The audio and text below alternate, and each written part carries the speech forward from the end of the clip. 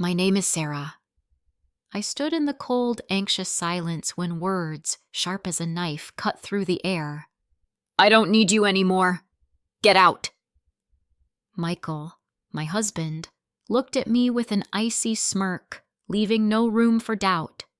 But in my gaze, full of pain and despair, a quiet defiance was already brewing. You can't do this, Mike. My voice trembled like a leaf in the wind. Oh, but I can, he smirked, seemingly savoring his cruelty.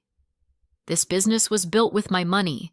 I sold my family home so you could start it, I said, with more truth in my words than he was ready to hear.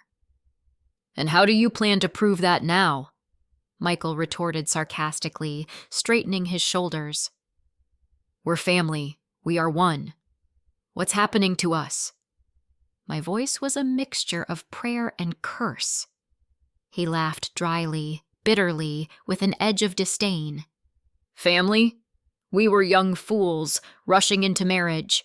Now I'm a businessman, and I need a partner of a different caliber. Flawless, striking, someone I won't be ashamed to be seen with. And you're just a keeper of the hearth. My heart clenched, shattering into 1,000 shards. I searched his face for the Michael I had loved, but all I found was a cold mask. When I sold the house, you didn't protest. When I worked through the nights to balance the books so the business wouldn't collapse, you were content. When daily chores and caring for you fell on my shoulders, you didn't complain. And now I'm disposable? My words flew like stones aimed at the pool of his apathy. Well, yes, you used to be useful, but now that time has passed. Leave. Michael laughed coarsely and loudly. I stood there, clenching my fists until it hurt. I'm not leaving. If anyone should leave, it's you. I turned and stormed out, slamming the door as if to punctuate my declaration. Michael only smirked as I left, but deep down, an ember had already begun to burn. Let's see who has the last laugh. I vanished, leaving irritation in my wake. Michael left the office early that day, hoping to find some solace at home. He was greeted by Jessica, his new lover, her eyes hungry for glamour and carefree luxury. What's wrong, darling? You look upset. When will we finally go to the beach? You promised. And when are you going to marry me? How long must I wait? Her voice carried a tinge of insistence, almost demand. There are some problems, but I'll fix them. Michael smiled stiffly. Serious problems? Jessica tensed, sensing a threat to her dreams of a carefree life. No, minor ones. Everything will be fine, he replied. Jessica disliked poverty. She was drawn to luxury, and any difficulties provoked her annoyance. And dinner?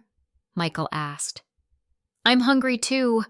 Oh, and by the way, I fired the housekeeper, she said nonchalantly. You fired the housekeeper? The 5th one in 6 months? Fine, if that's the case, why don't you cook dinner yourself? I'm heading to the bathroom. When he emerged from the bathroom, the silence was stifling. Jessica, he called out, hoping she was busy in the kitchen. But there was no sign of her, nor of dinner. Rage flared within him like a wildfire. With shaking hands, he dialed her number. Where are you? Michael rasped, barely containing his fury. Took a walk, Jessica's cold voice replied over the line. And dinner? Michael couldn't believe his ears. I'm not your servant. Hungry? Go to a restaurant or order delivery. Her flippant response burned him more than his irritation. Come back now!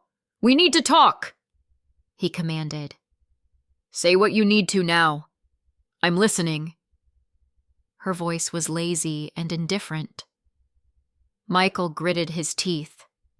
Remember the money I gave you for furniture? I need it back, urgently. I'll repay you once things improve. What money? It's long gone, Jessica snapped. What do you mean, gone? You didn't even buy anything, he shouted. It disappeared somewhere. It was a trivial amount. Do I have to account to you for every penny? Her voice broke off, and the line went dead. Michael tried to call her again and again, but was met only with the cold, "Subscriber unavailable." He opened the fridge, found some sad-looking sausages, and ate without pleasure, tasting only bitterness.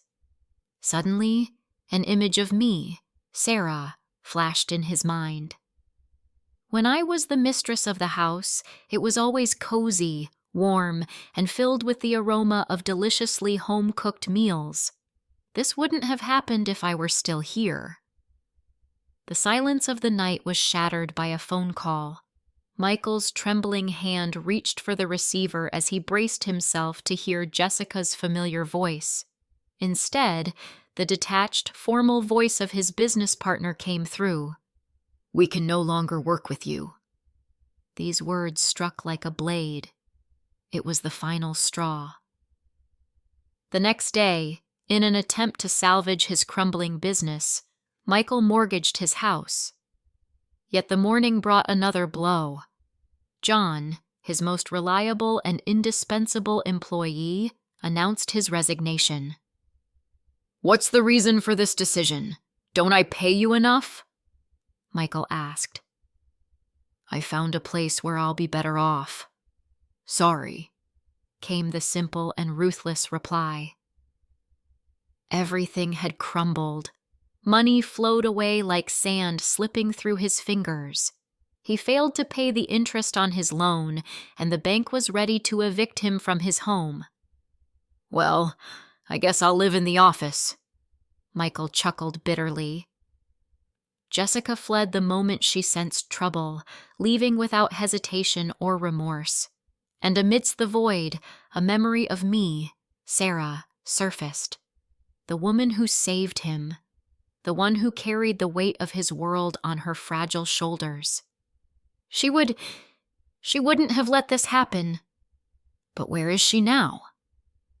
The night passed in the cold embrace of a hard office couch.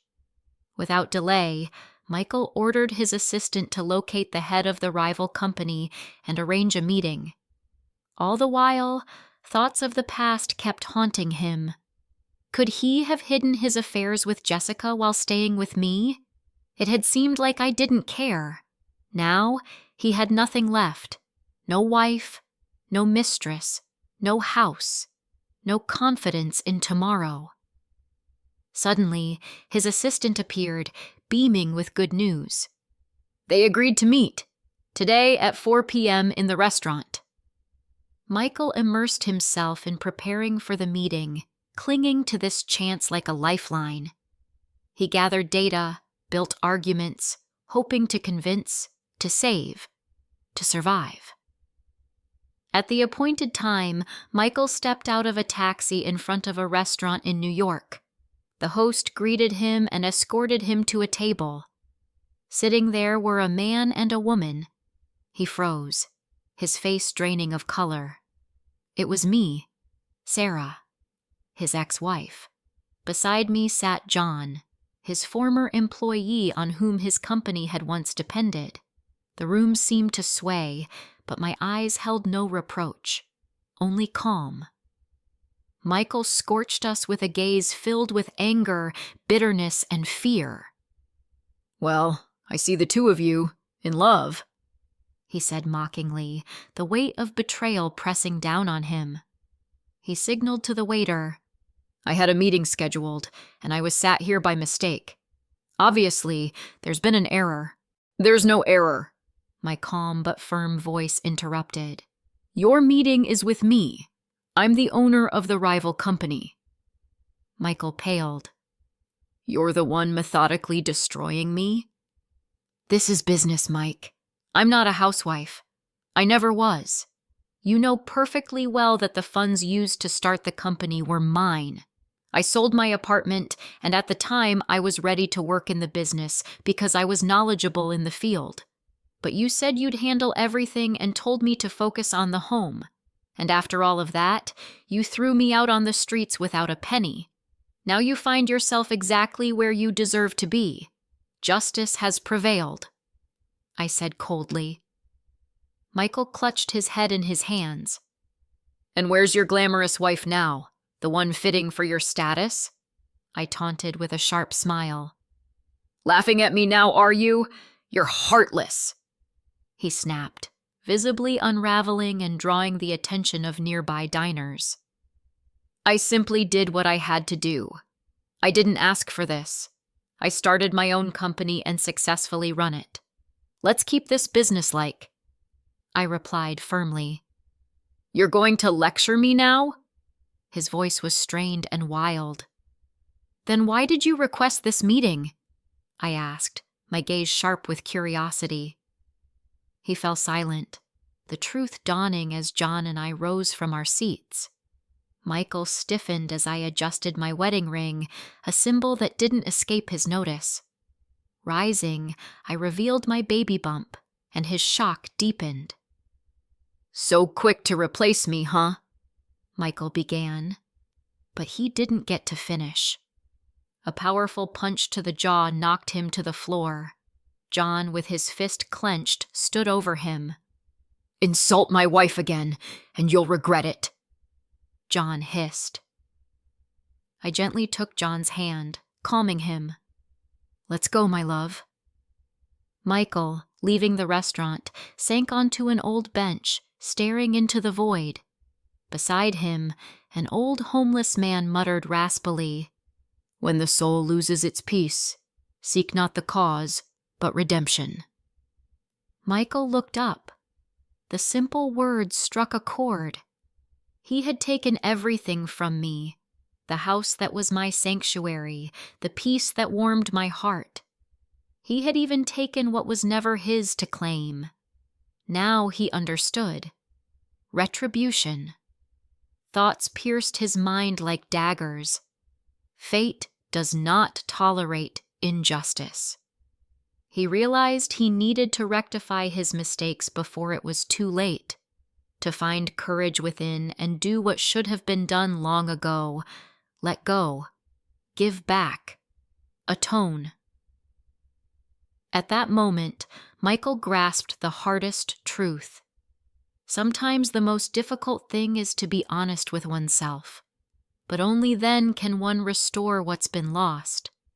Even if not for oneself, then for those who deserve happiness more.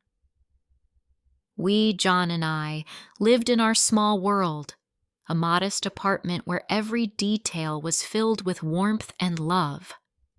Only just beginning to build our life together, we had already created a haven where happiness breathed freely. One quiet evening, we sat at the table, leisurely drinking tea, laughing, and making plans. Suddenly, the doorbell rang. John went to answer it, and I heard muffled voices at the entrance. Rising anxiously from my seat, I froze when Michael appeared in the doorway of the kitchen. Gone was his usual business attire. Now he wore simple sportswear, standing there like a shadow of the past, holding a folder in his hands. Behind him, John entered, his eyes blazing with restrained anger.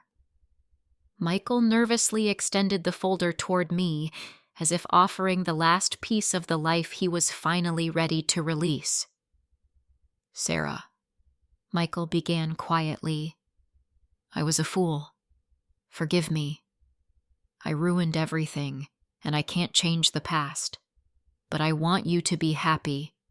Here," he said, holding out the folder. "These are the documents for the company. It may not be worth much anymore, but it's yours by right." I stared at him with a mix of surprise and pain. "It's as it should be.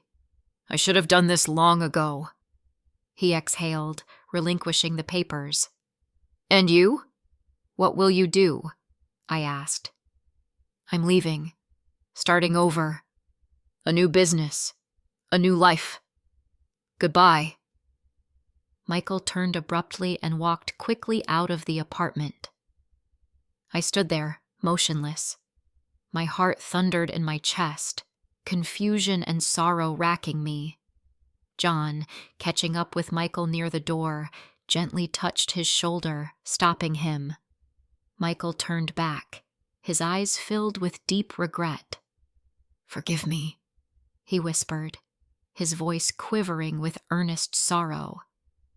John nodded, acknowledging his words but understanding that time could not be reversed. Michael walked out the door, leaving behind only silence. Stepping outside, he breathed deeply, embracing the prospect of life unburdened by the weight of his mistakes he vowed never to repeat. I lingered by the window, watching Michael walk away down the street, growing smaller and smaller in the distance. A part of me wanted to call out to him, say something more, but I understood that this was the end of one chapter and the beginning of another. John came up behind me and wrapped his arms around my shoulders. "Are you okay?" he asked softly. I nodded, leaning into him. "Yes, it's just strange. Like a door to the past has finally closed." "Sometimes you need to close one door to open another," John said, kissing my temple. I turned to face him, placing a hand on my belly. "We have our own door now, and it's wide open." John smiled, covering my hand with his. "And beyond it lies our future." We stood there for a while, savoring the moment and the warmth of each other's presence. Then I picked up the folder Michael had left behind. "What are you going to do with this?" John asked. I paused, reflecting for a moment. "You know, I think we could use these resources to expand our company, maybe even create new jobs." John nodded. "Sounds like a plan. We can start working on it tomorrow." "Tomorrow," I agreed. "But tonight, let's just be together." We settled on the couch, John putting on some soft music. I leaned into him, feeling the tension of the day slowly fade. There was so much work ahead of us, but in this moment, we were simply happy to be together, knowing that no matter what challenges lay ahead, we would face them side by side. Somewhere in the city, Michael began his new journey, carrying with him the lessons of the past and a hope for a better future. Life moved forward, opening new doors and opportunities for all of us.